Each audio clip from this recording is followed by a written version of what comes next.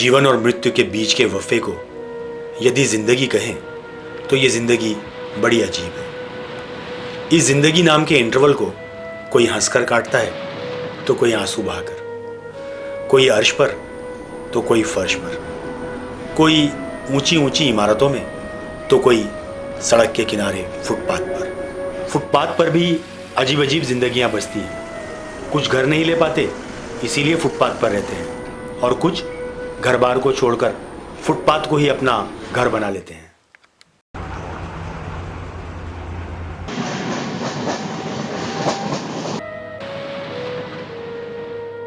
Uncle के मिलने से पहले मेरी ज़िंदगी भी कुछ ऐसी ही थी। ना कोई मकसद ना मंजिल, बस जानवरों की तरह बड़ा हो रहा था। कभी बूट पॉलिश करता तो कभी कचरा चुनता तो कभी ट्रेन में झाड़ू मारता। 100-150 रुपये कमा लेता था। ना पेट भरता था ना तन ढकता था। एक दिन मेरी मुलाकात बटवा भाई से हुई जो ट्रेन में पॉकेट मारते थे। उन्होंने मुझे भी पॉकेट मारने को कहा, पर मैंने कहा, क्या हुआ बे? मैं पॉकेट नहीं मारूंगा। साले, अगर तुझे मुंबई में रहना है तो ये सब कुछ करना पड़ेगा। मैं सिर्फ तुझे पॉकेट मारने को बोल रहा हूँ, जान से मारने को नहीं। मरता क्या ना करता, मैं बटवा भाई के साथ पॉकेट मारने लगा। महीने में एक आध बार पब्लिक से पिटाई हो जाया करती थी। इस दर्द की बटवा भाई को आदत थी, पर मुझे नहीं।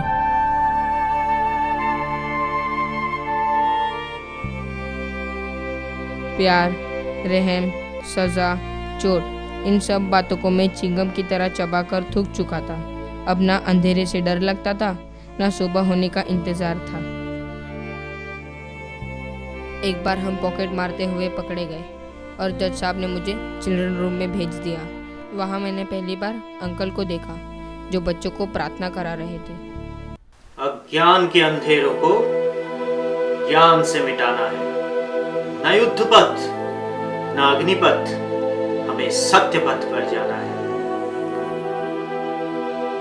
रो मत बेटा, रो मत। इस दुनिया में ना रोने वालों की कोई कमी नहीं। हर कोई रो रहा है इस दुनिया में। क्या तू भी इनकी तरह बनना चाहता है? नहीं बेटा, अगर जिंदगी में कुछ बनना है ना बेटा, तो आंसू पोंछने वाला बन। आंसू पोंछने वालों की बड़ी कमी है इस दुनिया में। फिर मेरी ज़िंदगी कुछ और थी। पहले मरने से डर नहीं लगता था, पर अब जीने की, कुछ कर गुजरने की तमन्ना ने ज़िंदगी से प्यार करना सिखा दिया था। अंकल बिल्कुल रेलगाड़ी की तरह थे। AC, first class, second class, third class, बिना टिकट, सबको बिना किसी स्वार्थ के अपने अपने स्टेशन पर पहुंचा देते थे। मैं भी ज़िंदगी के किसी स्टेशन पर पहुंचना चाहता था। अंकल ने मेरी तरफ हाथ बढ़ाया और मैं अंकल के साथ चल दिया।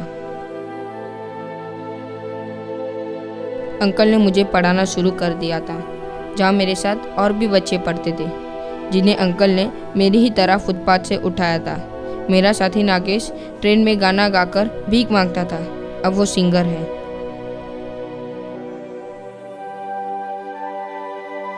एक दिन मैंने अंकल से पूछा कि मेरी माँ कहाँ होगी भी कि नहीं। बेटा, ये धरती हमारी माँ है और इस धरती पर कहीं हमारी माँ है। अगर हम इस धरती माँ की रक्षा अच्छी तरह करेंगे ना, तो अपनी माँ की रक्षा अपने आप हो जाएगी, है ना बेटा? शायद इसीलिए आज मैं फौज में हूँ। आप चैन की नींद सोते हैं क्योंकि हम जागते हैं।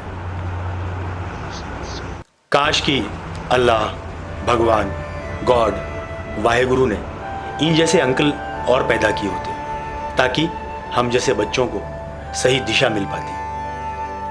हमें भाषण या प्रवचन नहीं, मार्गदर्शन चाहिए, गाइडेंस चाहिए।